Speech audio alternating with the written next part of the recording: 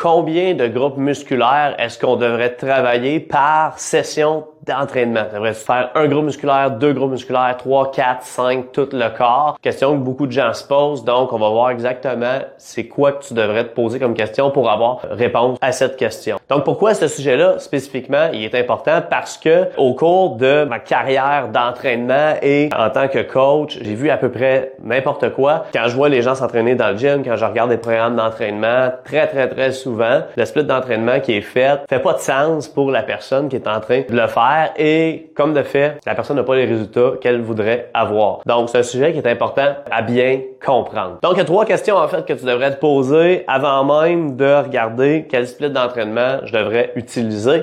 La première, c'est quoi la fréquence à laquelle je peux réalistiquement m'entraîner? Combien de fois par semaine est-ce que tu es en mesure d'aller lever des poids au gym? Et non pas ce que tu aimerais faire, mais ce que tu es capable de faire. Très souvent, on va commencer à travailler avec quelqu'un, la personne va dire « Ah, je vais m'entraîner 5 fois par semaine. » OK, parfait, on prend ça en ligne de compte pour l'approche. Puis 3 mois plus tard, quand on fait une révision de ce qui s'est passé, on se rend compte que, hey, finalement, tu as réussi à t'entraîner juste 3 fois par semaine réellement. Donc, utiliser un split basé sur du 5 fois semaine était vraiment pas optimal vu que ce que tu as vraiment fait, c'était 3 fois par semaine. Donc, ça serait de regarder qu'est-ce que j'ai fait par le passé, qu'est-ce qui est réaliste pour moi. Donc, c'est quoi la fréquence à laquelle tu es disponible pour t'entraîner? Ça va être le plus gros facteur limitant.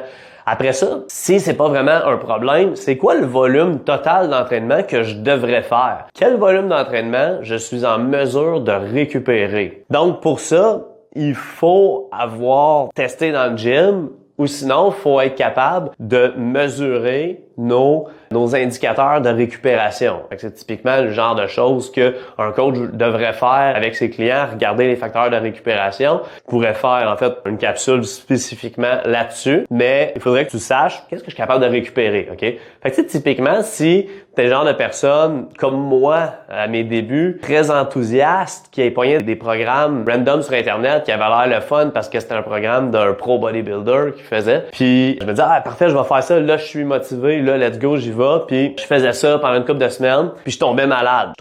Plus capable de m'entraîner. Puis c'était comme, ça faisait ça à répétition. Ce que je savais pas dans le temps, c'était que je m'entraînais tellement, je créais tellement de dommages musculaires que mon système immunitaire était plus capable de répondre à la demande. Puis moindrement que j'attrapais un petit rhume ou quelque chose, je devenais malade, je pouvais plus m'entraîner. Donc c'est de regarder c'est quoi le volume que je peux faire, que je suis capable de récupérer et avoir des résultats. Fait qu'il faut souvent tu regardes qu'est-ce que tu faisais déjà par le passé. Puis après ça, la troisième question à se poser, c'est quoi mes préférences personnelles. Mais là, on va regarder la première question pour commencer. Donc, quoi le volume que tu devrais faire? Si quelqu'un débute en entraînement, qui est débutant, probablement qu'il n'a pas besoin d'un énorme volume pour progresser. Puis garde tout le temps en tête que quand tu vas frapper un plateau, idéalement, c'est qu'on voulait augmenter ton volume d'entraînement. Tu veux surtout pas frapper un plateau parce que tu as déjà maximisé ton volume d'entraînement dès tes débuts. Fait que quelqu'un qui commence, idéalement, par exemple, s'entraîner juste 3 fois par semaine, va lui donner des super bons gains. Fait que toi, si tu commences ou que tu peux pas t'entraîner plus que 3 fois par semaine, garde en tête que quand tu t'entraînes, quand tu entraînes un groupe musculaire, même si tu entraînes juste un groupe musculaire dans ton workout, là, puis que tu le défonces à fond, la stimulation de la synthèse de protéines musculaires qui va avoir lieu de cet entraînement-là va jamais dépasser 3 jours. OK? J'ai rarement vu quoi que ce soit qui indiquait que la synthèse de protéines pouvait être élevée de manière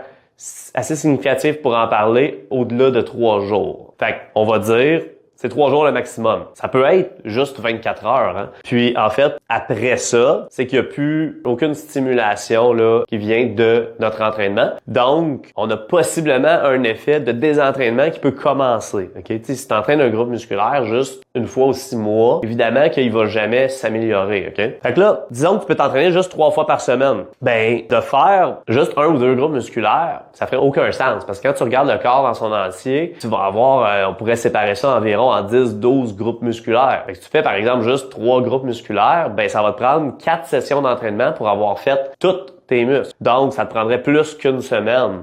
Mais si le lundi, tu as fait par exemple pec, triceps, épaules, tu t'entraînes juste 3 fois par semaine. Tes pecs, tes triceps puis tes épaules, rendu au mercredi, environ 3 jours plus tard, il n'y aura plus de stimulation de croissance musculaire. Mais si toi, tu t'entraînes 3 fois par semaine puis tu splits ton entraînement, que ça te prend 4 sessions, ben tu vas avoir quasiment plus qu'une semaine complète qui va avoir absolument rien qui va se passer dans tes pecs, tes triceps puis tes épaules. Fait que faut garder ça en tête. Fait que probablement quelqu'un qui s'entraîne juste 3 fois par semaine, d'entraîner tout le corps, donc faire probablement juste un exercice par groupe musculaire, mais faire 10-12 groupes musculaires ferait bien du sens pour cette personne-là. Mais ça, par contre, à tous les environ 2-3 jours, on le stimulerait de nouveau. Fait qu'il y aurait tout le temps un peu de signalement de croissance musculaire. Ce qui va aller bien plus rapidement quand tu penses à ça, OK? Parce que dis-toi que tu vas avoir des nouveaux gains plusieurs fois par semaine, tandis que si c'est une fois ou 10 jours, ben tu sais, tu vas en avoir beaucoup pendant un court laps de temps, puis après ça va être très long avant que ça recommence. Okay? Fait que généralement, ça fait progresser surtout les débutants très rapidement, ça. Peut-être que tu as besoin d'un petit peu plus de volume que ça par groupe musculaire et que dans tes préférences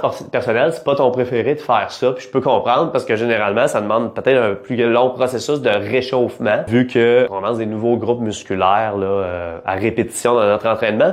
Fait que peut-être, par exemple, un split que tu fais tout ton haut de corps, tout ton bas de corps, un entraînement tout le haut de corps, un entraînement tout le bas de corps, upper, lower, ça pourrait faire du sens. Puis dans le fond, c'est que tu te trouverais à faire le haut du corps 2 fois par semaine, une semaine. Puis l'autre semaine, tu ferais le bas du corps 2 fois par semaine.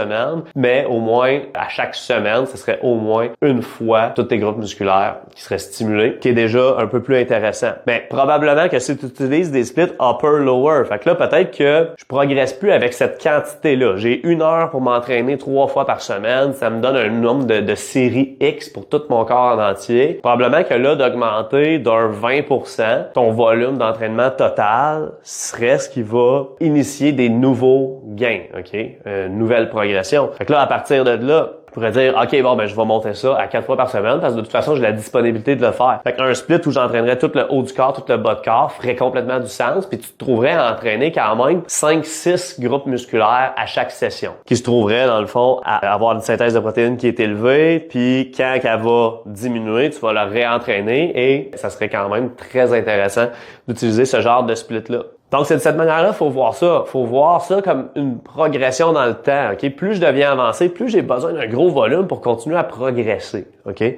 Ensuite, on pourrait rajouter, par exemple, si tu as besoin d'augmenter ton volume encore plus, une journée dans la semaine où tu ferais tout ton corps. Fait qu'un autre full body. Je l'ai pas écrit, mais un autre split qui pourrait être possible, ça serait juste faire upper, lower, tout le temps prendre une journée off entre chaque. OK? Fait que là, on se trouverait à augmenter le volume total qu'on fait dans notre semaine, right? Ça pourrait être un autre split que j'ai pas écrit. Mais tu sais, ça, ce serait un autre exemple de split qui va de plus en plus en progressant. Puis en passant, tu sais, plus on descend, plus c'est pour des individus qui sont avancés. Un problème que je vais voir bien du monde qui sont de niveau intermédiaire environ, qui utilisent des splits trop avancés pour eux, OK? Puis au final, c'est juste qu'ils récupèrent pas de ça. Fait que si tu regardes les choses en termes de volume total, ben là, disons que hey, je veux l'augmenter encore, mais de faire des sessions d'entraînement de 90 minutes, faire le beat, puis tu sais, très souvent, après un certain temps, tu sais, les gens vont juste plus être concentrés, puis 90 minutes, 120 minutes, c'est juste trop long.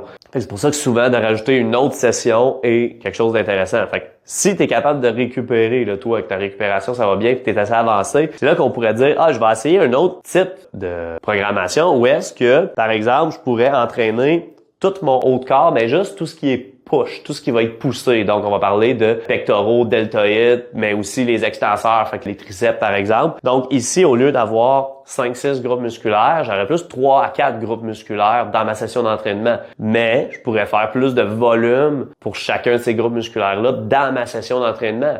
Donc, on augmente le volume. Fait qu'une journée où est-ce que je fais du push, une journée où je fais du pull, donc on va parler plus du dos, les deltoïdes postérieurs, les biceps, ces choses-là. Donc on va avoir 3-4 groupes musculaires encore là. Une journée où là, ça va être que le bas du corps, mais une dominance par exemple pour la chaîne antérieure, par exemple. Donc on pourrait y aller plus quadriceps, peut-être adducteurs, abdominaux, puis après ça, on prend une journée de congé puis on recommence le même pattern. Donc, ça pourrait être le genre de choses qu'on pourrait faire qui augmenterait encore là notre volume d'entraînement légèrement. Puis, dans le fond, ce split-là, c'est qu'on ferait push, pull, legs, une journée de congé puis on recommencerait tout le temps ce cycle-là. Ce qui ferait en sorte que, par exemple, une journée, tu aurais 6 entraînements, mais l'autre journée, tu aurais 5 entraînements. Donc, on se trouve encore là à augmenter le volume. Donc, tu vois que le nombre de groupes musculaires que tu devrais faire, c'est surtout associé au volume que tu devrais faire.